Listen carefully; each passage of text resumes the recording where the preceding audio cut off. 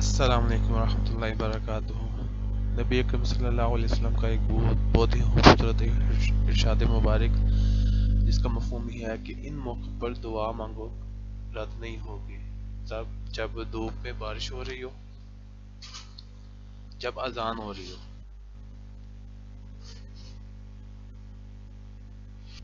سفر کے دوران، جمعے کے دن، رات کو جب آپ کی آنکھ کھلے، مصیبت کے وقت اور فرض نمازوں کے بعد۔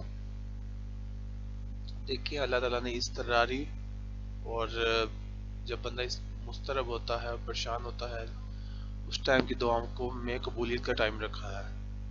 اسی طرح آپ دیکھیں کہ اگر آپ سفر کر رہے ہیں تو سفر کے دوران بھی بندہ مضطرب ہوتا ہے، تو ان ذریعوں میں اللہ تعالیٰ سے زیادہ سے زیادہ مانگنا چاہیے۔